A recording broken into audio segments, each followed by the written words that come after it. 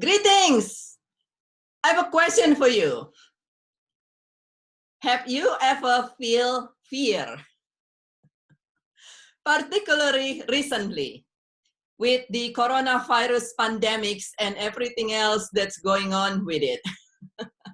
Have you feel fear recently?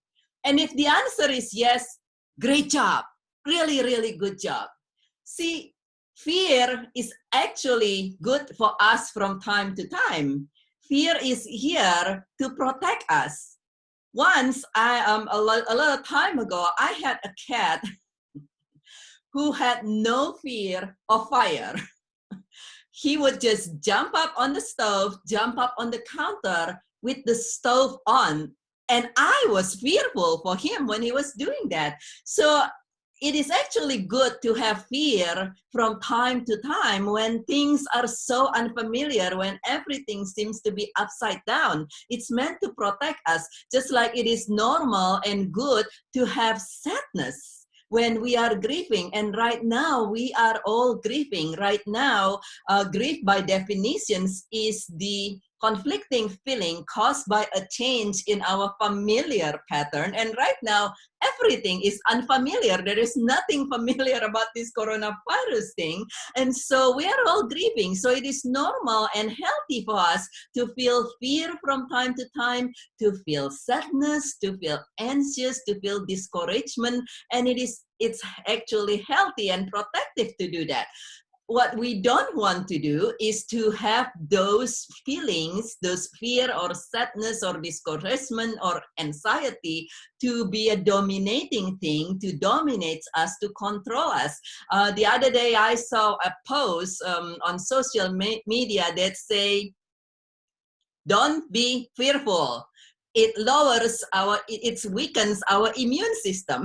Well, fear by itself does not weaken our immune system, just like any other feeling. It doesn't weaken our immune system, but it is when we have fear dominating our life, where we become so stressed from fear that we cannot sleep, then yes, it's weaken our immune system. When the fear causes so much anxiety in us that our heart is running very fast all the time, then yes, it's not good for our blood pressure and it's not good for our heart. So the question is, how can we have fear from time to time without fear having us? How can we have sadness from time to time without being swallowed by the sadness?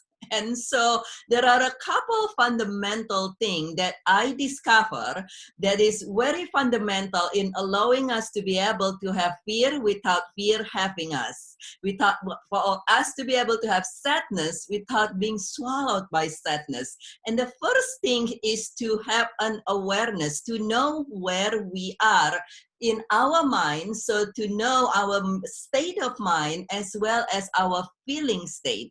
And it's important to be aware of both, because a lot of time when things going on like this, some people, and I have quite a few people come to me and telling me this already. They say during the day, they can use their rational mind and they can stay busy and focus on things such that they feel just fine.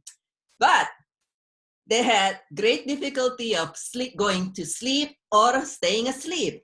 Why? Because actually deep inside, what many of these people not aware is deep inside, they have a lot of fear or anxiety or something, and they are actually suppressing it, which is actually, it doesn't go away, it just lurk in the background, so to say, and when we're going to sleep, it come back up. And so that's why we want to be fully aware of where we are, for us to be able to change it if we need to. It's almost like, if you are back in the day before navigation system, if any of you old enough to remember, I do, to remember using those paper maps, the Thomas guides and paper maps, and you know how you kind of look at them and then you say, okay, I'm supposed to turn left and right and left and right, and then we follow the direction, left, right, and then we got on the road, and we got on the road that we think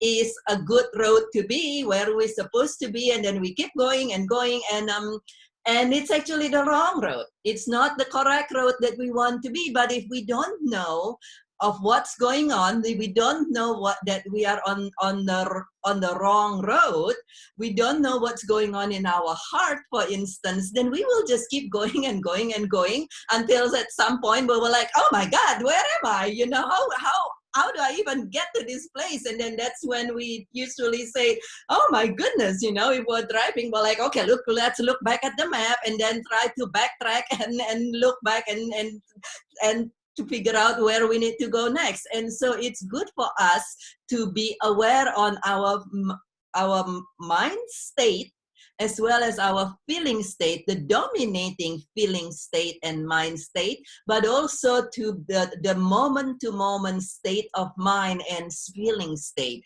And how do we do that? By noticing, by paying good attention from moment to moment, noticing what we are thinking and noticing what we are feeling moment to moment, as well as what is running in the background, the dominating state of feeling usually that's running in the background. So we know if we are at a place that we don't want to be, we know that if there is fear or there is sadness or there is despair lurking in the background. So that's the first one, is to be completely aware where we are in our dominating state, in our mind and in our feeling, but also that where we are moment to moment in our mind and in our feeling. And the second key, the second step in being able to have fear without fear having us, in being able to have sadness without being swallowed by sadness, is to ask.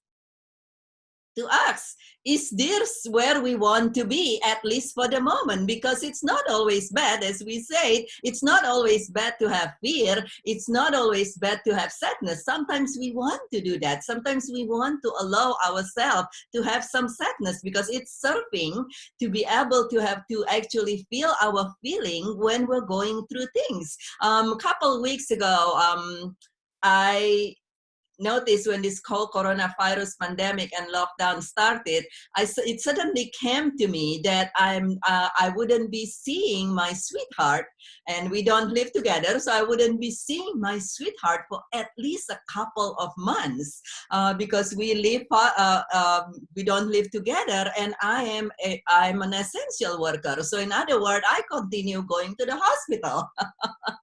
And I continue to potentially be exposed to this coronavirus. And so we decide that it is safer and best and smartest for us to not see each other until the whole thing's over, and then give a couple extra weeks to make sure that I am safe. And when I realized that, I was quite sad. I was like, oh my goodness, you know, most of the thing, practically everything else that's going on with this coronavirus doesn't bother me, but that part bothers me. And I was like, oh my God, this sucks. I don't like this. This makes me sad that I'm not going to see my sweetheart for quite a few months. And I'm just not happy about this, and I'm disappointed. And it is very normal to feel sadness and disappointment or even discouragement from time to time. But just like back to our example of driving, so let's say now it is in the modern day and we're driving with a navigation system, and you're driving down the road, you want to go somewhere,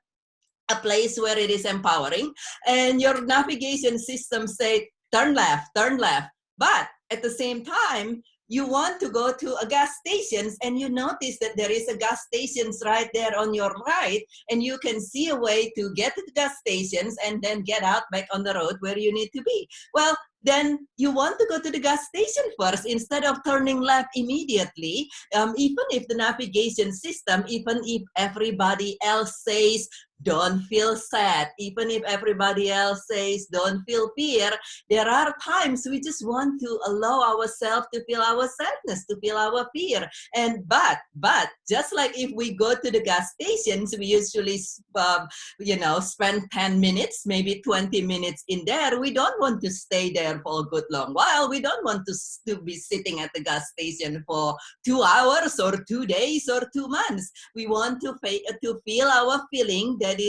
that we deserve to feel at the moment, whatever it is, and then we want to get back on the road that bring us to a more empowering place, if that's what's serving us. Now, if that's so, if what's serving you is to stay at the gas station for 2 hours, to take a break, perhaps to take a nap, then you do that. And then get back to where it is. So the second step is to ask, is this something where I want to be?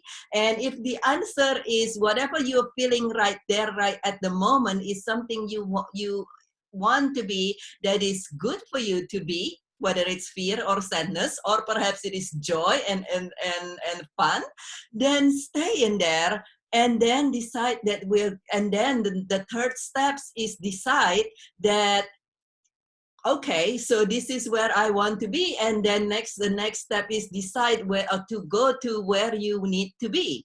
And decide that, okay, I'm going to be at the gas stations for 20 minutes or 2 hours, and then decide on what you want to do next and do what it is that's good for you. Not everybody want to be going on the highway, on the speed lane.